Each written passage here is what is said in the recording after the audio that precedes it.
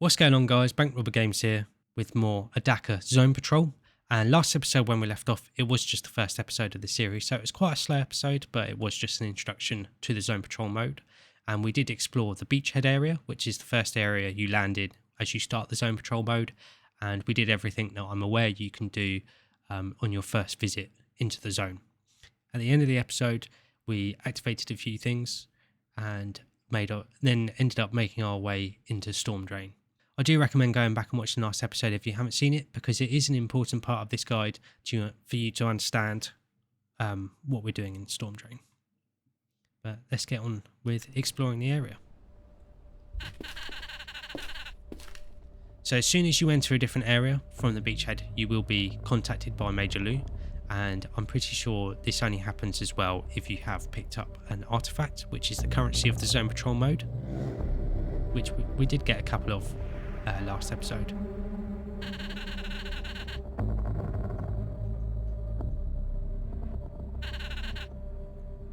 And again, we're being pointed in a direction in order to be encouraged to explore different areas of the zone.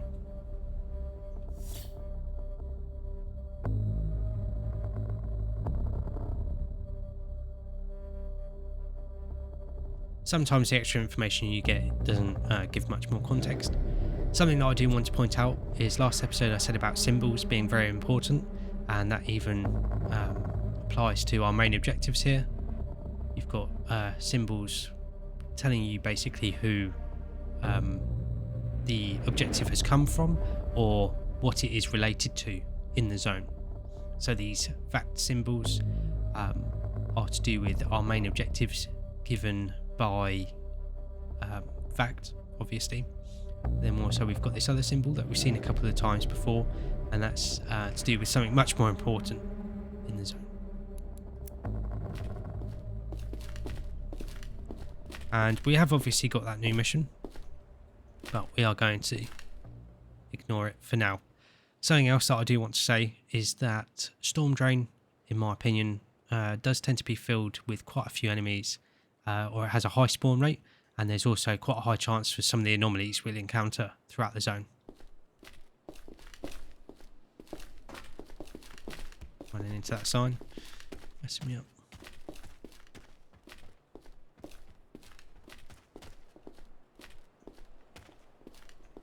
And here's that symbol we've seen.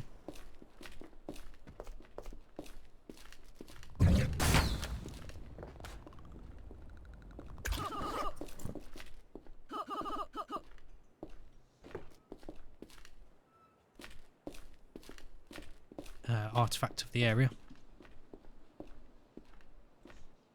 And here's that symbol again with a CCTV camera. So we're definitely being watched.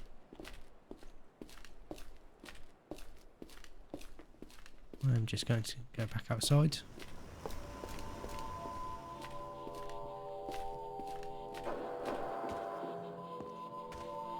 Here's another anomaly.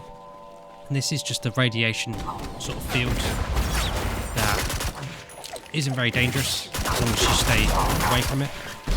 If you get close to it, you will start to take a bit of damage.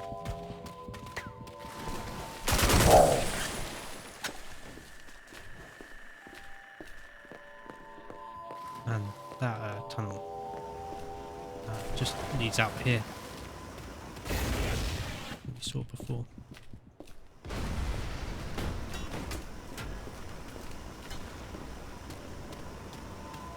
And these are gas vents we've seen in the main game. You can shoot at them to activate them, and then it gives you a brief second to go through where they won't be activated again. That is something that I didn't know about when we played through the campaign. And there is our first death of Zone Patrol. Like I said, it will partly be based on luck. We obviously got very unlucky there and got stuck with an RPG. Don't worry about dying though, because you do just get reset to when you loaded in to the area, but you don't have to worry too much because the world stays as you left it. So any artifacts you pick up or things like that, you don't need to worry about recollecting.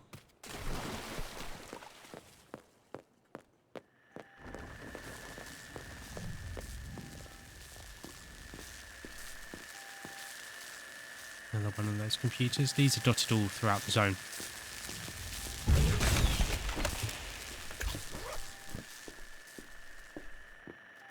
And there is another artifact. There is also a sniper rifle, along with some ammo and a radio we can use. The radios will come in handy later on, but this is not where I want to be making use of them for the time being. And if you remember in the mission to do with fixing the radar dish, yeah, the radar tower, we found a note last episode about heading into hardware, get the parts. I've not actually seen that before. That is very creepy.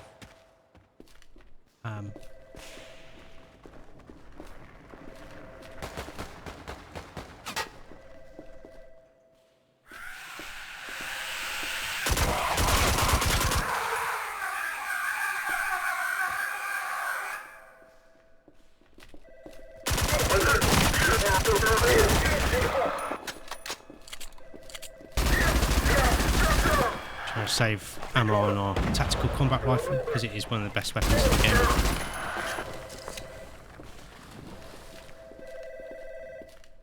And for somewhere to be abandoned but a phone ringing, it's quite unusual.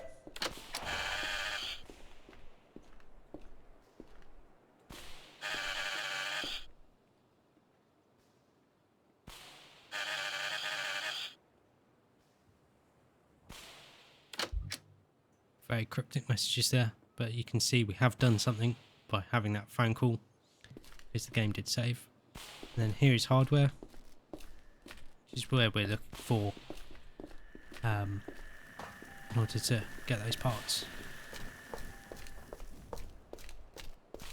These are really annoying anomalies that will push you around if you get close to them. They're very, very annoying. And this is just where we were before.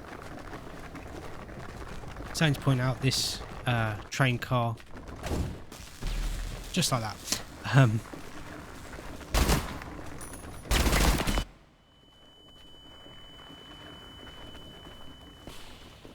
Not sure if the tyre just did that to me.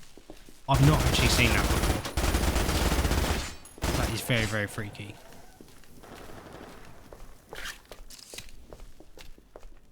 But yeah, something to point out is this train car has got like a radiation leak, so you do definitely want to stay away from it.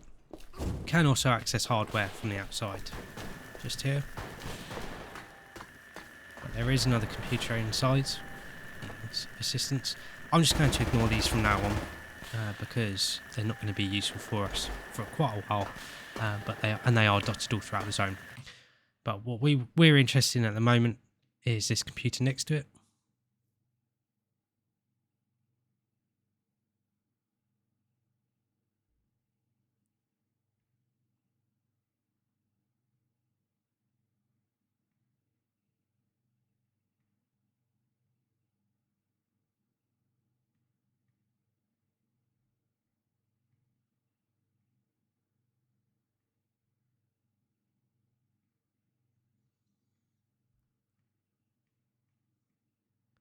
You'll notice there was an issue with this guy receiving his delivery.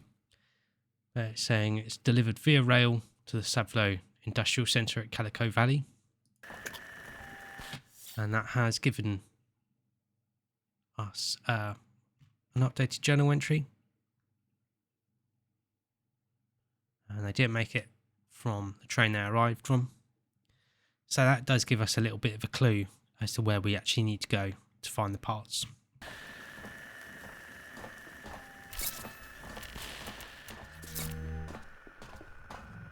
Another one of those blue computers that is very, very important, along with another artifact.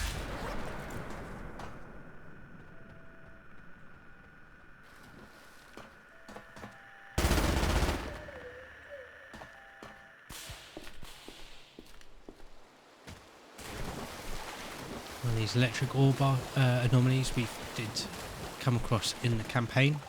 Something else that I didn't know originally is that you can fire a power cell at them using your gravity arm, and it will deactivate them.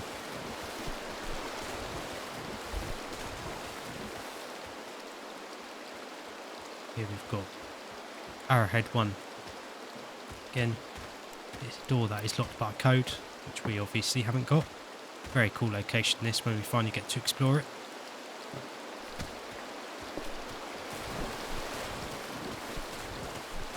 And I did think that seeing that bunker did give us a journal entry, but it does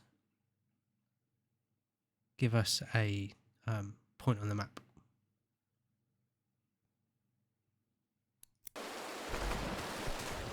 But by the Arrowhead 1 bunker, there is an artifact hidden in this corner.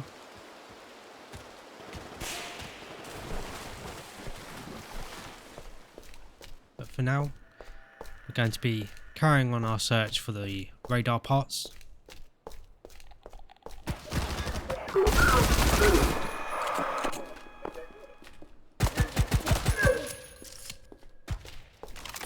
If you come across anyone with a tactical pistol, I'd highly recommend picking it up, because it's actually a very powerful weapon.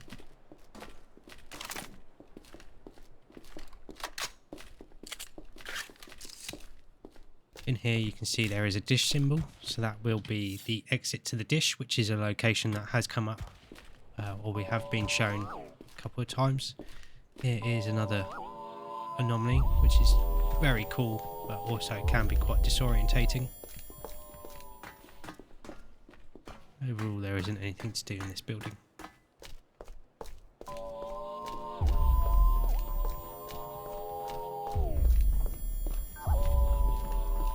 I'm not sure if there is actually anything to do with these anomalies. So we're just going to run away for now.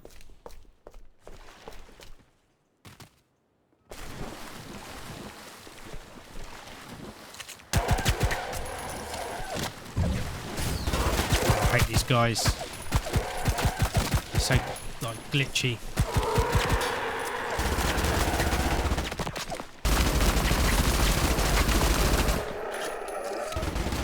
Very creepy as well.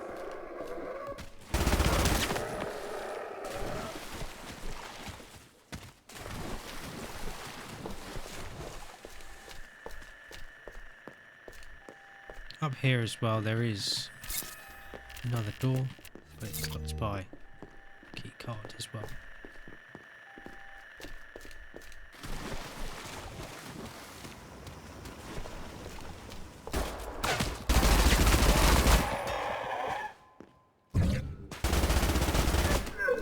Mike being absolutely savage with the heavy SMG there.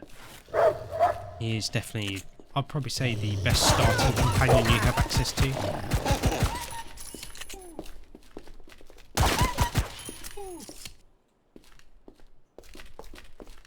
I did think his weapon changed whenever you entered different zones, but that doesn't seem to be the case.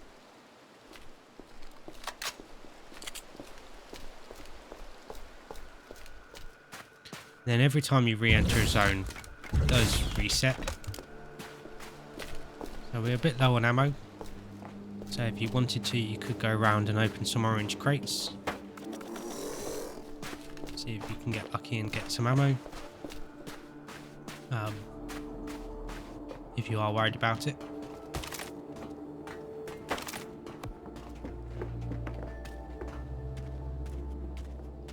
We could also go and pick up another bum leg as well, if you wanted to, or restock on your ammo for a bum leg. Mike seems to be doing a good job of giving us ammo. I think that's how that's working anyway, because we are getting ammo every time we re-enter a new area.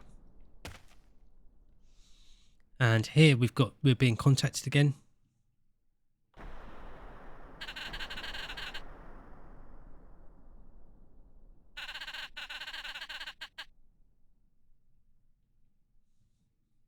And it was talking about the power plant. That has given us the main objective, power play.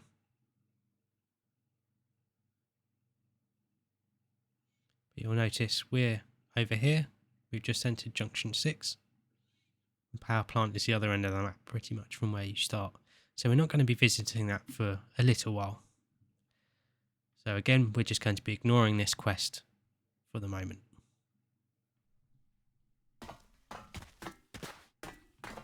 In this first train car though, as you enter Junction 6, there is an artifact hidden in this corner. That is literally just in the entrance.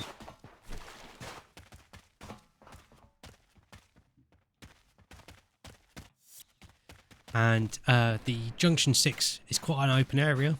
It does have quite a high chance to spawn tough enemies in it. And just a lot of enemies in general really, and anomalies. You can see some electric orbs flaring around as well.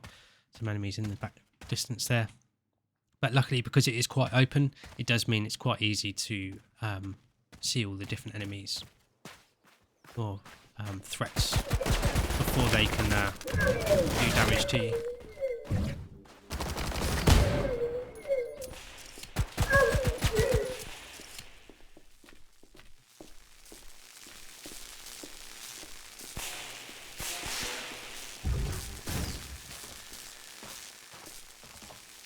And there's this blinking light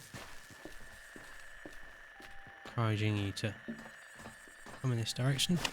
And there is a signal sweeper here, and you can scan and you can see it shows distances to things. Also shows the coordinates of your last scan, and it can actually be really useful for finding different things throughout the zone. But it does take one of your weapon slots, and I'd much rather have the tactical combat rifle. Nothing on these computers.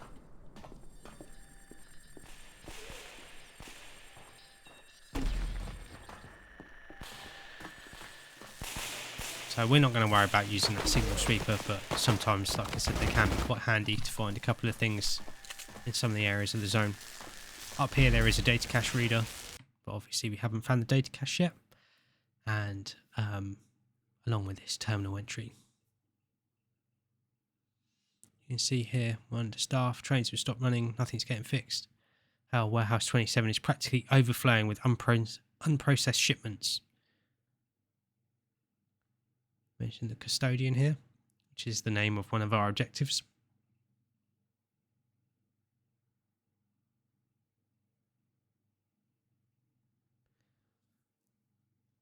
Again, just very subtly pointing us in the direction of some points of interest.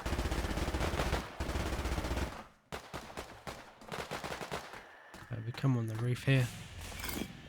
There is a sniper rifle along with this playing card and another artifact.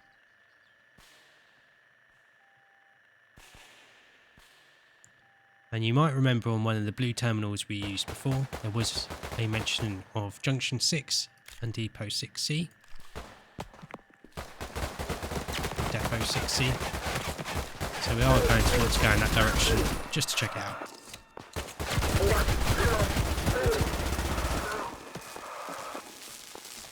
Told you Mike is a good companion. Again, being absolutely savage with the heavy SMG, making things a lot easier for us.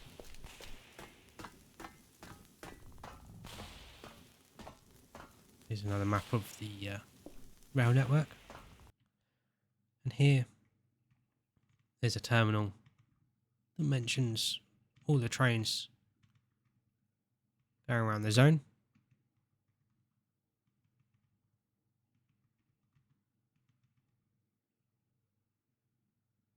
Mentioning replacement parts here.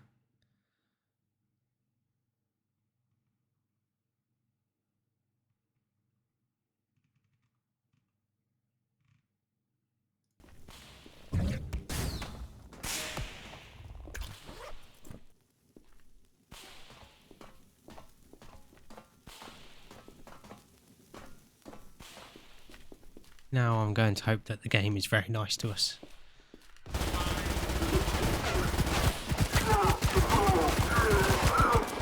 I don't think that that is going to be the case.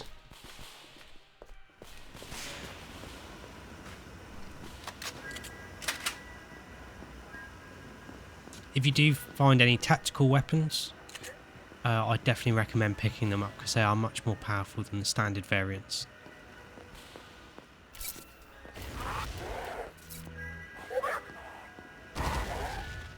So earlier I did mention about the radio, using a radio, and the storm drain not being the area in which I wanted to use it. But we're going to go ahead and listen to the radio now.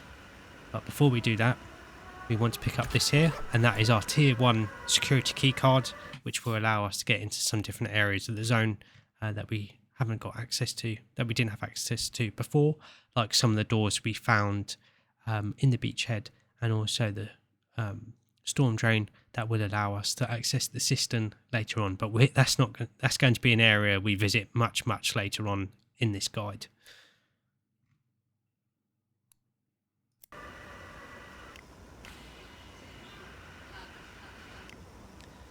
So we're going to just want to keep turning the radio on and off until you hear this noise, I think it is. Groundwater 2136558.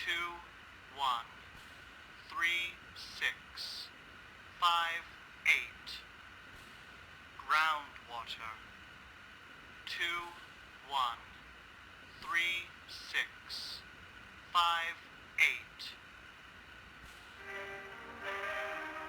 Sounds very mysterious, but that is something that we definitely need later on.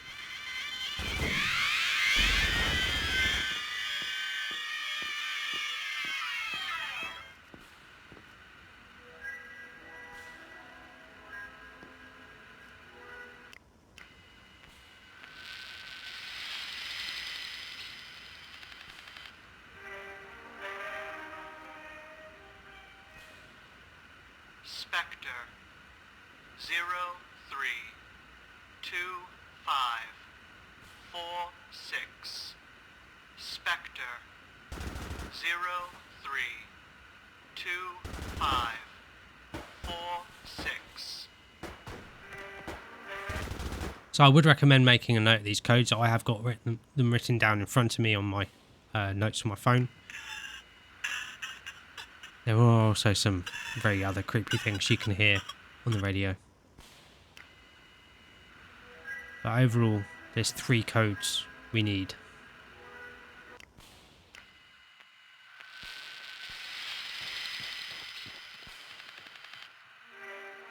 So we've had the groundwater code and the Spectre code. Now we just need the arrowhead code. 325174. Arrowhead 325174.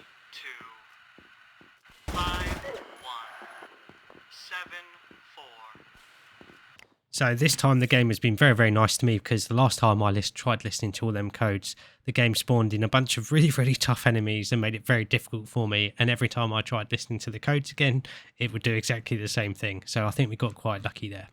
But the 3 codes we have is arrowhead, and the code for arrowhead is 325174.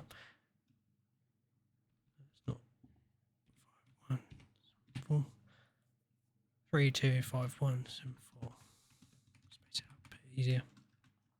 And that might be familiar based on what we've seen this episode. The other codes are Spectre 032546. And there's groundwater 2136558. Helps if I typed it in.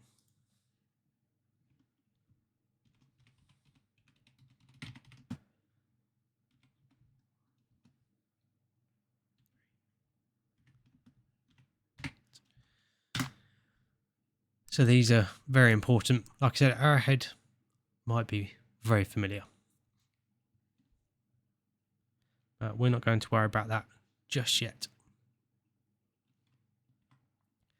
Got quite a bit I want to do before I wrap up this episode.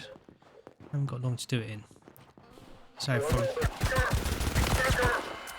from here, if we head southwest, building with the radio that we were just in.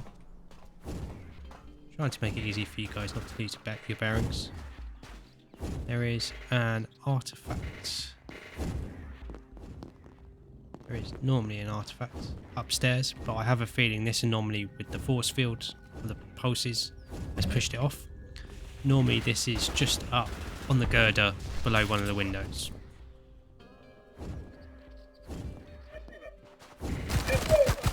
Then just here you'll notice this symbol here for the catacombs. So this is the entrance, one of the entrances for the catacombs. To the left of this there is the data cache.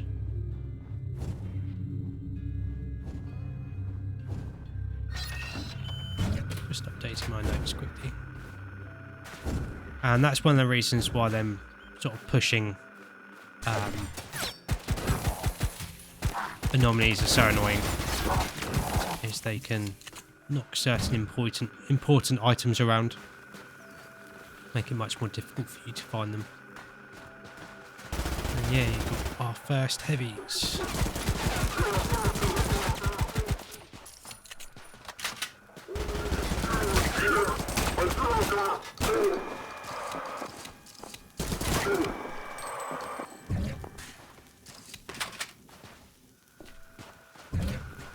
But if you remember, the data cache reader was in this building near where we entered Junction 6.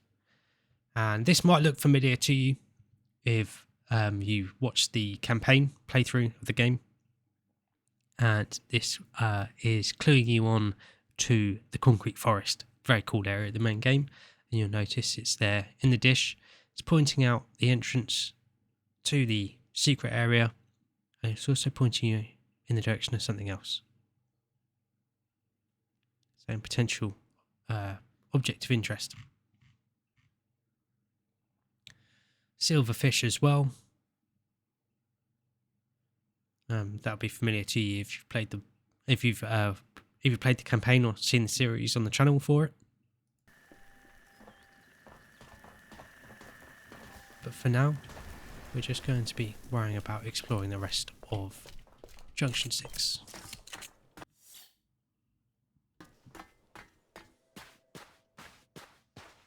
So if you remember that terminal next to the data cache, I did mention warehouse 27, but before we worry about that, it'd be rude of us not to answer the phone.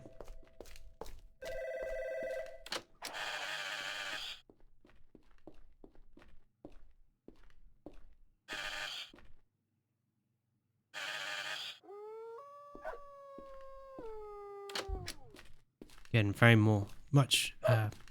more very cryptic messages.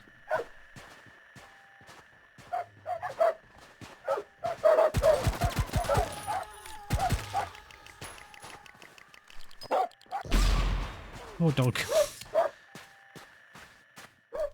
Like I said, Mike is a very good companion that we can take into the zone. But like I said, that entry on the computer, on the terminal, where we just were next to the data cache, did say about Junction 27 being overflowing with parts. So you might be able to figure it out that these are the parts we need for the radar tower.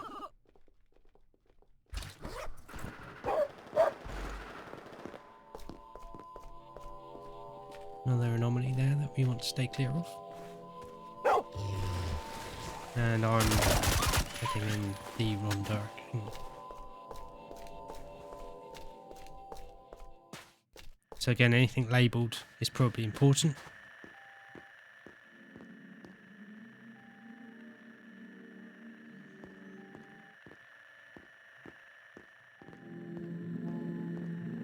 And also listen for audio cues.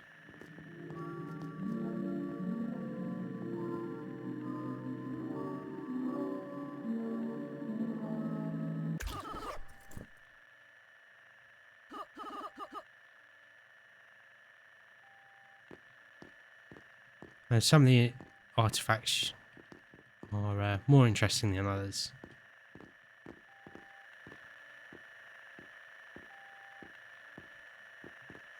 So now we have the replacement parts.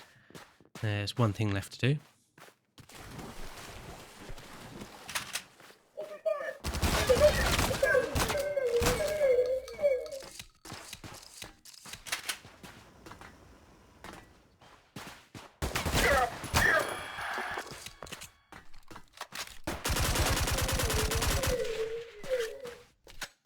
Got quite lucky with some of the weapons we've got so far.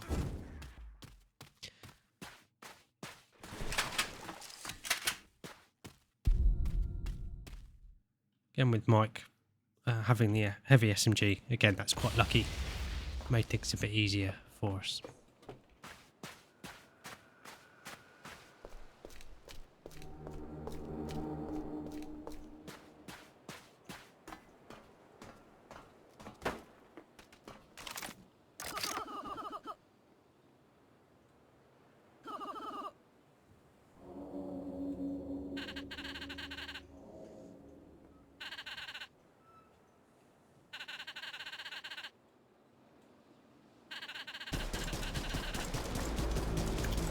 So that has unlocked a mission. And I did think that gave us a journal entry.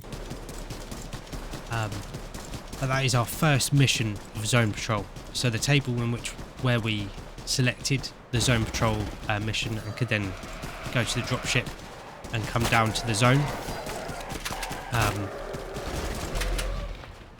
We will be able to select other missions there, and this is the first one to do with this radar dish. That is the thing we are going to be doing next, as a little introduction to the missions that you can do in Zone Patrol.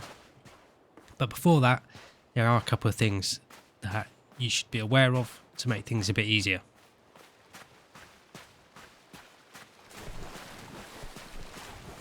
The first one is that all throughout the Zone Patrol there's things that I like to call clown closets, where enemies just spawn from, and this is one of them. So that is something to be wary of before we start that mission. And it's also good to remember where the cell towers were that we activated, or should I say deactivated, within the beachhead. So the first one was over here. You can see it there. Obviously there isn't a light on it anymore because we turned it off. There was one over, you can see it just there, by that power tower, or whatever you want to call it, telegraph pole. And there was also one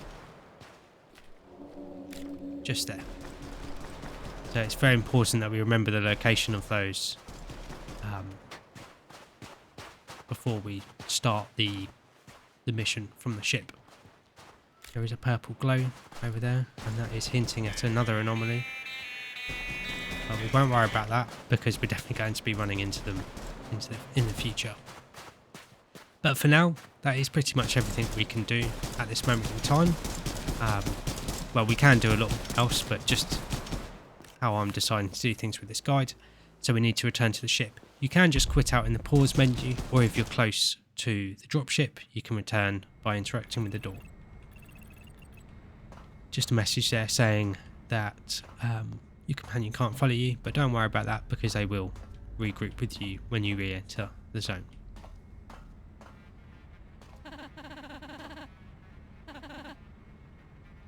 And now we can also select a new mission, being Operation Earhorn, after repairing the radar dish. But looking at how long this episode has been, I think here's where we're going to wrap it up, and then I'll save that for next episode, and then we'll do a little bit more exploration as well. But thank you very much for watching. I hope you guys have enjoyed this episode and found it useful. Feel free to leave any comments with any questions you have, or pointing out anything you think I've missed. Also, don't forget to like and subscribe, that way you won't miss out on what happens next, because Operation Earhorn is a very fun mission that involves defending the radar dish. Very, very cool, and yeah, a little hint of things to come really. So make sure to stay tuned for that. But thanks again for watching. I really appreciate having you guys here, and I'll catch you guys in the next episode.